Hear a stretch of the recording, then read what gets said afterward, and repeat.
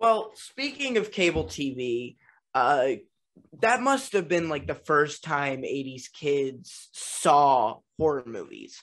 Like Hmm. they would have watched Dawn of the Dead not knowing what a zombie was. And now kids, before they can even talk, are going on zombie walks with their parents. Kids Do love you zombies, yeah. yeah, do you think the limited access made these movies scarier in the 80s and too much access makes them less scary now? That's a good point. It's weird. I was just talking to some friends about this. I remember back in the 80s when I knew usually what kind of movies were coming, like the theatrical ones. You knew what movies were going to come out each month. Nowadays, I can't keep up with what's coming out because there's so many streaming services that put out their own movies, and I'll get a phone call, from a buddy and be like, "Hey, did you see this movie on Netflix?" Blah blah. I'm like, "I never even heard of this movie, so I'll check it out." It's we back in the 80s, I think we had more of a grasp on what kind of films were happening, what kind of horror films, and now it's just everyone's so flooded that maybe you're right. Maybe we have so many Walking Dead episodes that you've seen so many zombies get blown up in different ways that people become kind of numb to it in a weird way. So it's kind of fun, strangely enough, even though you're seeing it's still a human getting blown up or heads cut off and things. But I guess that's okay because they're zombies. But if you see a human get that, it's gnarly. I mean, like a non-zombified human, you know? Well, so something I want to explore with this show is how horror movies affect people my age. Kids deal Yeah. with serious issues with like bullies, COVID, and active shooter drills. And Right. do you think horror adds stress, makes no difference, or could it even help them with these things? Again, I think that goes to the person that's watching it because then it comes to mental state also of I think certain people. You look at the school shootings and people watch The Matrix and they think that was cool, so they end up going in with guns and trench coats. And I mean, and it's just like that affected them that way. Where some, like people like probably you and I at that age would be like, well, that's, unacceptable. That's not cool.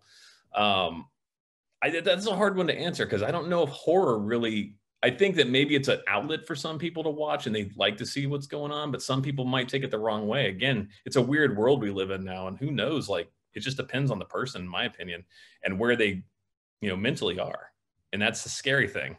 That's a horror film in itself, you know. Yeah. So you mentioned earlier that that the cover art for VHS was a huge thing for you guys, and Yeah. you mentioned that Evil Dead 2 was a big thing for you. Why was that so important to you? Why was that? Uh, For us, and it was us seeing something that was going to be fun. If we saw some kind of interesting art, we wanted to see more about what that was. Everybody, like, look at the poster behind you of The Thing. If you didn't go into that, you'd be like, what is that? That looks cool. Even the font looks really cool. Creep Show.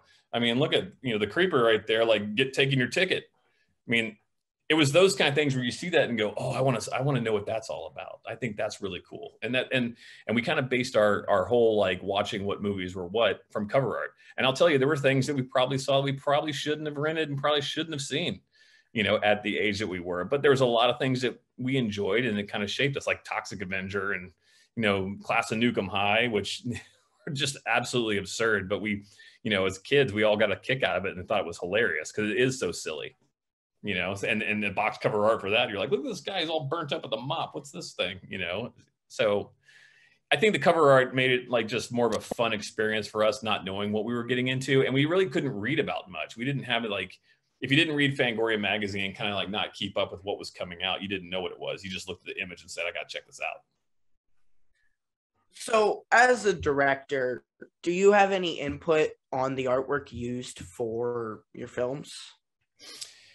You know, I think certain directors get certain things, in contracts. For me, like I sometimes get approval or I get to look at things and I can give a note. But usually once you're done directing something and and say a studio takes it or whatever, there's a whole team that kind of like assesses what's going to be best for it. And it's kind of out of your hands at that point. And if they're cool, they'll let you see like the poster and say, what do you think of this? Do you like this font? Is there anything you want to change? It's like the Studio 666 poster went through a couple different versions of that. And so there were certain things that I didn't want to show too much in there. And all I can do is say, you know, I think we should pull back on this a little bit so it's a little more mysterious, or do this or that. And then, you know, you kind of cross your fingers and hope, okay, they're going to listen to me, or they're not going to listen to me. You know, it just depends, because the PR team is the ones that are going to put it out, and they just want to, you know, they want to sell it. So they're really going to, even the trailer, like I can see a trailer that we do, and I can say, hey, I like this, but maybe pull back a little bit on this. And then honestly, it really depends on what they want to do. So, you know, the power, I think Christopher Nolan or like James Wan's and people like that, I think get more of the ability to say, you know, say so in trailers and posters and things like that. But for me, it's like, I directed the movie. I hope everybody likes it. And then, you know, they'll show me some things, and I hope they show or don't show certain things in the poster or the trailer. And you cross your fingers at that point. All you want to do is make sure people go see the movie and it's fun. Like even the Hatchet poster, I had no say so in that. You know, that just showed up one day. It's like, oh, that's cool. So speaking of the Hatchet franchise, let's talk about it. Okay. I love these movies so much, and yours was my favorite. It was funny, it had great kills, and it looked phenomenal. Adam Green created the franchise and directed the first two movies, and the fourth one, Victor Crowley. You directed the third. What are the challenges of stepping in to direct a movie in someone else's franchise?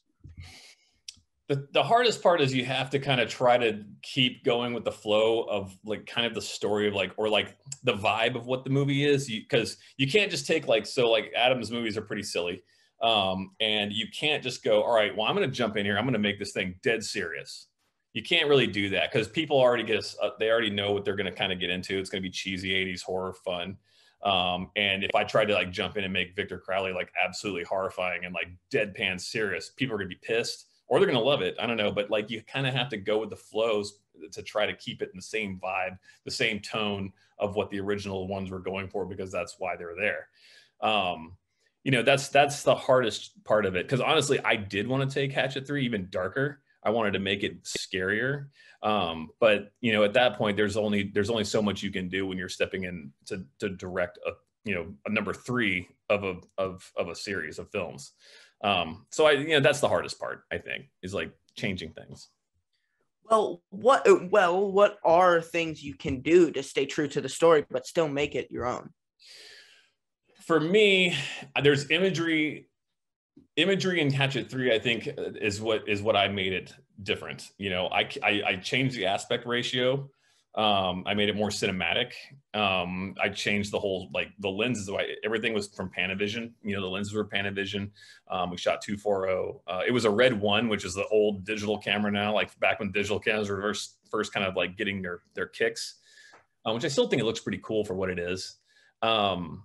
You know, there's a lot of shots of Victor Crowley that I think are scarier in this one, and we wanted to like use a lot of firelight and use a lot of shadows. I didn't want him to be like always exposed and like brightly lit and like rah, like running. Like I wanted to try to keep him kind of, you know, in more of a contrasty, dark, shadowy kind of feel, and not so like right in your face, brightly lit. I mean, sometimes you can't always get that because the fire's like lighting him up all the way, but I wanted him to look a little bit scarier. I wanted him to feel scarier, because I didn't think we accomplished that in Hatchet 2. I thought Hatchet 2, he was just right there, and it was kind of like, I wanted to make it a little bit more darker in that, and I wanted it more cinematic. And so that's what I did to change the Hatchet, you know, series.